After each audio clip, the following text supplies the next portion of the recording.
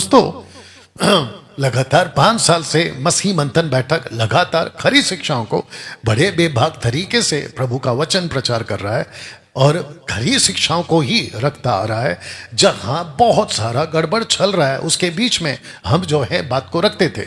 और साथ ही साथ कुछ 2 सालों से भी ज़्यादा मैं सबको कह रहा हूँ, खास करके पेंटिकॉस्टल, कैरिस्मेटिक और इंडिपेंडेंट चर्च के लोगों, वो चाहे भारत के हो, मुंबई महाराष्ट्र के हो, कहीं पे भी हो, मैं कह रहा था अगर मेरी बातें आपको ठीक नहीं लगती हैं, अगर मेरा स्टेटमेंट आपको कॉन्ट्रडिक्ट करता है या आप उससे सहमत नहीं है, तो आप लोग आइए, बात करिए, कॉल करिए, डिबेट पे आइए। और मैंने, अगर मैं गलत नहीं, 1.5-2 साल हो गए, मैंने पूरा का पूरा कम से कम लगता है 2.25 लाख का सेटअप लगा के हमने सेट किया था, लेकिन उस वक्त में कोई नहीं आया।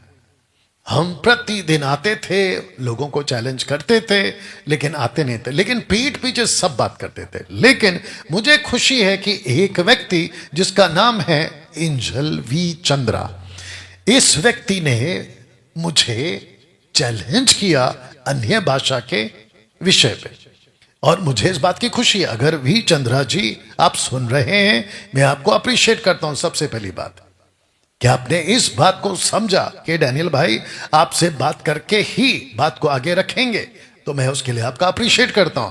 तो जितने मसीह समाज के लोग हैं, मैं उन सबको कहना चाहता हूं कि Daniel Raj versus Angel V Chandra. तो एंजल जी, आपको मैं वी चंद्रा से ही संबोधित करूंगा। जब हमारी अगले हफ्ते आपके साथ में वार्तालाप होगी तो वी चंद्रा के नाम से ही मैं आपको बुलाऊंगा, अगर आपको इससे एतराज ना हो, ठीक है ना। तो अगर ये वीडियो आपके पास पहुंचती है तो मैं चाहता हूं कि आपको ये बता दूं कि हम मसीह मंथन वाले, बाइबल के बाहर से, और पेंटिकॉस्टल, कैरिस्मेटिक, इंडिपेंडेंट चर्च वाले, आप सबको कहना चाहता हूं कि डैनियल राज परमेश्वर के वचन के बाहर बात नहीं करता है। तो जिस चीज को आपको लगता है कि डैनियल राज ऐसे कैसे बात कर रहा है, तो उसके लिए एक स्क्रिप्चर पढ़वा रहा हूं, एक्ट चैप्टर 28 एंड वर्स 30, प्रेरितों की किताब 28 का 30। यस बेटा। वह पूरे 2 वर्ष अपने भाड़े के घर में रहा और जो उसके पास आते थे उन सब से मिलता रहा और बिना रोक टोक बहुत निडर होकर परमेश्वर के राज्य का प्रचार करता और प्रभु यीशु मसीह की बातें सिखाता रहा। ओके, अब आपके पास में ग्रीक बाइबल भी है, तो मैं चाहता हूं कि आप तब तक उसको निकाल के रखें, और मुझे वो पार्ट चाहिए जहां वो सिखाता रहा। तो वो डिडास्को या डिडास्का ऐसा कुछ ट्रांसलेशन आएगा। तो फिर से कह देता हूं कि पौलुस बिना रोक टोक निडर होकर परमेश्वर की बातों को सिखाता रहा, जिसको नतानियल अभी चेक करके मुझे बताएगा। तो दोस्तों, हमने इनके चैलेंज को एक्सेप्ट किया है। साथ ही साथ ये वाला जो वचन है, मिल गया बेटा, साथ ही साथ देख लो उसका ट्रांसलेशन। टीच का क्या वर्ड है? डिडास्कॉन, डिडास्का या डिडास्को? हाँ, डिडास्को, डिडास्को।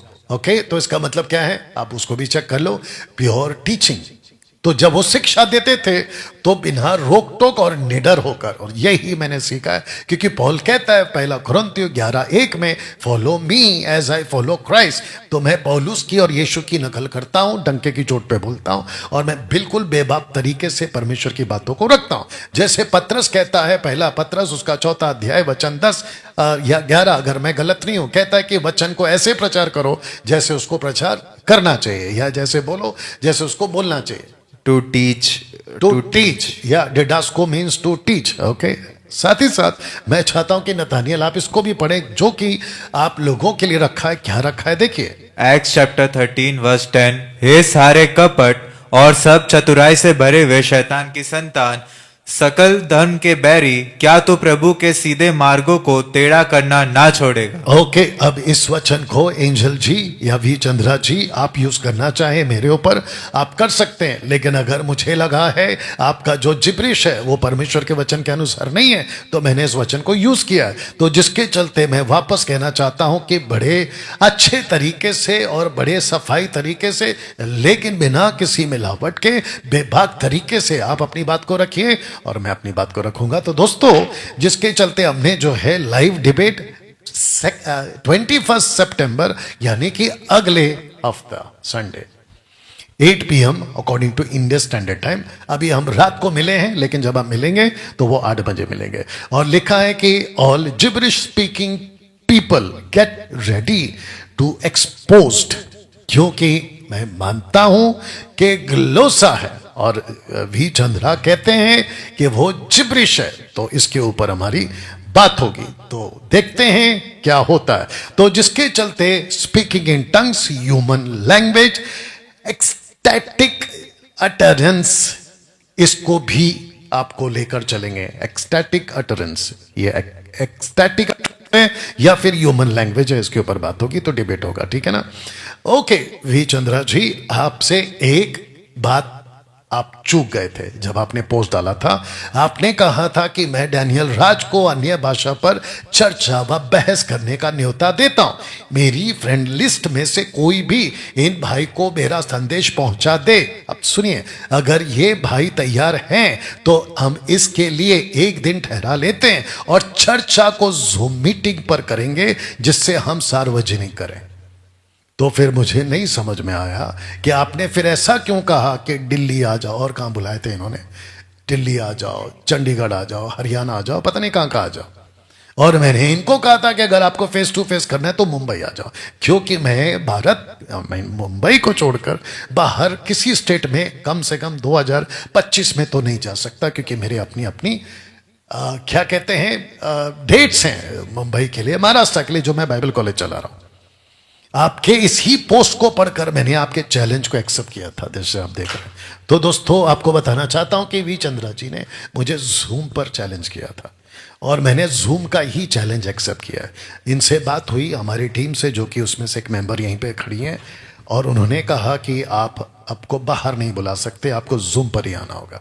बट आपका जो पोस्ट है जो आपने डाला है, कोई बात नहीं, हमको कोई फर्क नहीं पड़ता है, ठीक है ना। आपको जैसा ठीक लगा आपने किया, लेकिन मेरा फर्ज है कि पब्लिक को बताना कि आपने चैलेंज पहले जूम पर किया था, उसके ऊपर आप टिके रहिए।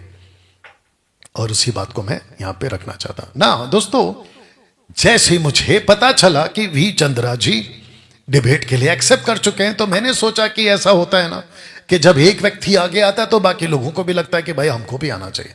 तो ऐसे लोगों के लिए मैं मौका देता हूं कि आइए, जूम पर आइए, एक पहला ऑप्शन है। और साथ ही साथ में मैं चाहता हूं कि आप लोग मुझे इस नंबर पे कॉल करके आप रात 8 बजे की जूम की डेट आप कंफर्म करें, और किसी भी विषय पे, जैसे कि मैं और एक ऑप्शन दे देता हूं, अगर किसी को मुंबई महाराष्ट्र से जूम पर, माफ करना, फेस टू फेस आना है तो आप मुंबई आ सकते हैं, या भारत के भी किसी कोने से आप मुंबई आ सकते हैं। और मेरे साथ में इस हॉल पे या देख लो कैसा दिख रहा है, उसमें आपके लिए मैंने बकायदा हॉल का प्रबंध किया है।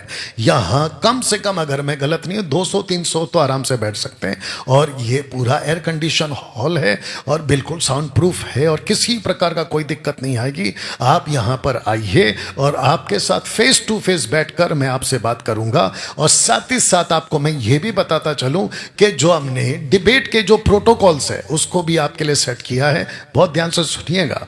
मुंबई, चेंबूर, घाटकोपर, कुर्ला, उल्लासनगर, कल्याण, अंबरनाथ, आसपास के जितने भी इलाके के पास्टर्स हैं, आप किसी भी विषय पर मुझसे बहस करना चाहते हैं, यानी कि डिबेट करना चाहते हैं, दोनों पक्षों को 40-40 मिनट का टाइम दिया जाएगा, जिसको कहते हैं ओपनिंग स्टेटमेंट्स, 40 मिनट का। उसके बाद में रीबटल का जो टाइम होता है वो आपको दिया जाएगा, वो हम तय करेंगे 15 मिनट, 20 मिनट, जैसे आपको ठीक लगे। उसके बाद में 10 मिनट का क्लोजिंग स्टेटमेंट्स होता है, वो करेंगे। लेकिन सब कुछ, जिसको कहते हैं Bible will the final authority, Bible will be the final authority, जिसको कहते हैं इन कॉन्टेक्स्ट आपको बात करना होगा, ठीक है ना। तो जिसके चलते मैं चाहता हूं कि या तो जूम पर या तो फेस टू फेस आप लोग जो हैं आ सकते हैं। और जिसके लिए अन्य भाषा पे डिबेट करना है, आग का बपतिस्मा पे डिबेट करना है, दशमांश के वाद पे डिबेट करना है, यहूदीवाद पे डिबेट करना है, क्या महिला पास्टर बन सकती है उस पर डिबेट करना है, आर वी लिटिल गॉड्स, क्या हम छोटे परमेश्वर है, उसके ऊपर डिबेट करना है, पानी का बपतिस्मा 1 नाम का या 3 नाम का, उस पर डिबेट करना है, आत्मिक पिता बुला सकते कि नहीं बुला सकते, उस पर डिबेट करना है, हेड कवरिंग यानी महिला सर पे दुपट्टा डालकर प्रार्थना करे नहीं करे, उस पर डिबेट करना है, ट्रिनिटी, त्रिएक परमेश्वर या ट्रायून गॉड, उस पे अगर आपको डिबेट करना है, तो ये सारे के सारे आपको जो है हम मौका देंगे। आप आइए फेस टू फेस या तो जूम पर, 2 ऑप्शन है, और जो नंबर आपको कॉल करना ये वाला है ना।